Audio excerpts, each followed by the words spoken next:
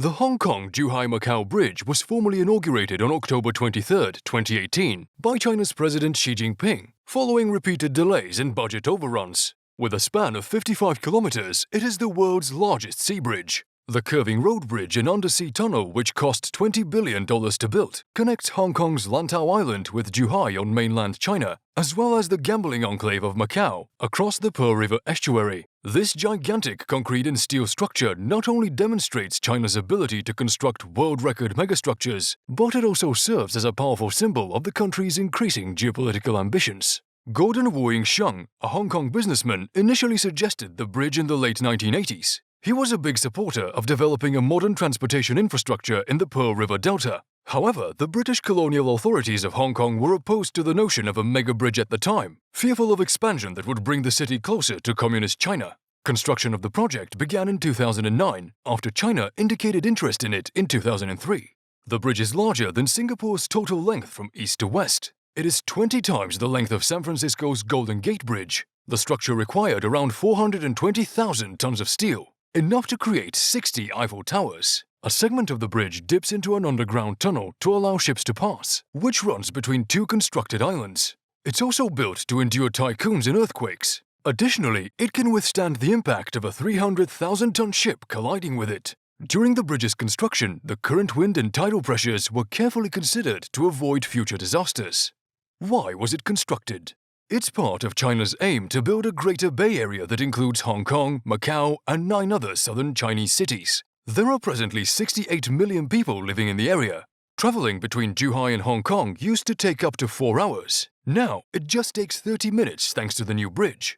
Drivers in Hong Kong and Macau travel on the left, but drivers in mainland China travel on the right, posing a challenge for the bridge. Vehicles will be required to go on the right for the duration of the crossing, since the bridge is considered mainland Chinese property, and Hong Kong drivers will be required to follow the rules and policies of the mainland while on it. While some innovative ideas were proposed, such as a flipper bridge called the Pearl River Necklace, proposed by a group of Dutch architects, a less exciting approach was ultimately chosen, with cars stopping and changing sides at a specially built merge point before driving onto the Hong Kong Bridge. According to the city's Transportation Administration, the major bridge portion is designated mainland territory, and Hong Kong automobiles and drivers traveling over it must comply with the mainland's rules and regulations. Special cameras would be on the lookout for drivers on the bridge who exhibit indications of sleepiness, among other things. Yawn 3 times and the police will be notified. To assist in thwarting possible terror strikes, the South China Morning Post claims that 48 high-definition surveillance cameras would be installed at intervals along the bridge, in addition to anti-terror police patrols. Is it possible to drive across the bridge? No, it's not true. Those wishing to cross the bridge must first get special permits, which are distributed according to a quota system. According to reports, citizens who fulfill strict criteria like paying significant taxes in China, donating large sums of money to charitable organizations in the southern Chinese province of Guangdong, or being members of one of several political organizations will be granted long-term permits to cross from Hong Kong to Zhuhai. Others may choose a private transport service. The bridge has no public transportation. In addition, all cars will be required to pay a toll. There is a toll system on the bridge, and the toll will be collected in yuans. Near the ports of Macau and Zhuhai, there is just one toll plaza with 20 toll gates. There will be an automatic toll system, and tolls may be paid using cash, credit card, or electronic funds transfer. Because public transportation does not service the bridge, private shuttle buses will run the route. There is no rail connection. The bridge's capacity was initially anticipated to be 9,200 cars per day. They then revised their estimates when the region's new transportation networks were completed. It takes roughly 12 working days to process an application for Hong Kong and Macau visas. Car owners must also have insurance from Macau and Zhuhai, and parking places must be reserved 12 hours before leaving.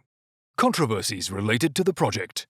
The massive project has been marred by a slew of issues, including delays, financial overruns, forged safety reports, and tragic accidents. According to the Labour Department, 9 people have died since 2011, and 3 lab technicians have been arrested for manipulating tests on the bridge's concrete. However, Hong Kong media reports that more than 600 employees were wounded and at least 18 people died during construction, with 10 deaths on the Hong Kong side of the bridge and at least 9 on the mainland.